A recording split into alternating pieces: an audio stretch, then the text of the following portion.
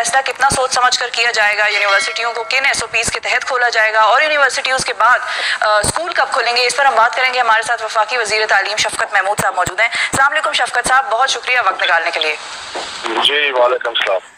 शफकत साहब, ये जो स्कूल यूनिवर्सिटीज़ खोलने के हवाले से बात हो रही है और कहा यह जा रहा है कि 15 जुलाई से री ओपनिंग के मुतालिक कुछ बातें सामने आ रही है कि 15 जुलाई से जामियात खुल जाएंगी, इस हवाले से अभी तक हुकूमत का क्या फैसला है, क्या मौक़िफ़ है?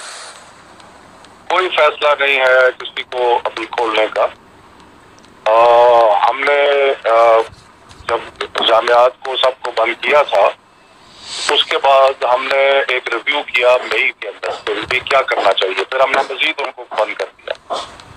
तो अभी हम रिव्यू कर रहे हैं 2 तारीख को, 2 जुलाई को, जिसमें सारे सूबे, सारे इकाइयाँ, सारे स्टेक होल्डर्स के साथ मुलाकात के बाद हम जायजा लेंगे क्या सूरत हाल। तो ये जो हमारी मीटिंग्स होती हैं ये जायजा लेने के लिए होती है ताकि हम हालात का जायजा लेते रहें। अभी तक कोई ऐसा फैसला नहीं हुआ कि कोई भी तालीमी इदारा जो है वो खुलेगा। फैसला नहीं, लेकिन ये क्या कोई बात, कोई तारीख अंडर कंसिडरेशन है? क्योंकि 15 जुलाई की तारीख मुख्तलिफ जगहों से आ रही है, तो ऐसी क्या कोई बात हुई है कहीं पर कि 15 जुलाई से शायद कोई तब्दीली आए इस सिस्टम में? मैंने पहले अर्ज किया ना कि ऐसी कोई अभी तक तारीख तय नहीं हुई। 15 जुलाई का जिक्र इसलिए आता है कि 15 जुलाई तक हमने जो पिछला फैसला किया था वो 15 जुलाई तक हमने सारे स्कूल और सारे तालीमी इदारे बंद किए, तो इसलिए लोग 15 जुलाई का जिक्र करते हैं, ऐसी बात नहीं है। अभी तो हम जायजा लेंगे 2 तारीख को बैठ के कि सूरत हाल क्या है।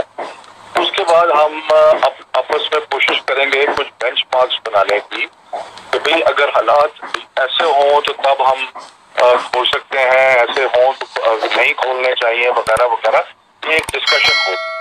और इसके साथ 2 इश्यूज हैं। एक इशू जामियात को खोलने का है, दूसरा हमारे पे, जिसके लिए हमारे पे प्राइवेट सेक्टर से बहुत ज्यादा प्रेशर है। बाय द वे इतना ज्यादा प्रेशर है कि आप बेशुमार स्कूल और हमें कह रहे हैं कि हम बंद होने जा रहे हैं, टीचरों को तनख्वाहें नहीं मिल रही, तो वालिदैन ने फीसें जमा करानी बंद कर दी है, तो इसलिए बहुत सारा प्रेशर जो है वो इस सिलसिले में आ रहा है। तो शफकत साहब, इसकी वजह ये एक मिनट बात खत्म कर लूं।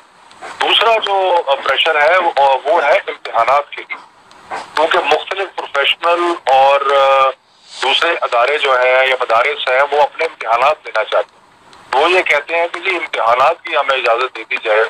तो इसलिए 2 चीजें हैं, एक जामियात को खोलने का मामला है, एक इम्तिहानात का मामला। ठीक है। अच्छा शफकत साहब, ये भी हम कह सकते हैं क्या कि पाकिस्तान में क्योंकि ऑनलाइन एजुकेशन का निज़ाम उस तरह से डेवलप नहीं हो सका इन 4-5 महीनों में भी, मार्च से अगर हम बात करें 3-4 महीनों में, तो इस वजह से भी ये बहुत ज़्यादा प्रेशर है कि जो स्कूल्स हैं वो कह रहे हैं हमें खोलने दें क्योंकि उनके पास वो इंफ्रास्ट्रक्चर नहीं है या कहीं पर हमारे पास इंटरनेट की सहूलत नहीं है। और फिर यूनिवर्सिटीज़ का ये कहना है कि क्योंकि स्टूडेंट्स दूर दराज के इलाकों से शहरों की तरफ आते हैं यूनिवर्सिटीज़ में पढ़ने, तो जब वो घरों में बैठेंगे तो फिर वही बात है कि वो स्ट्रक्चर नहीं है हमारे पास ऑनलाइन एजुकेशन का।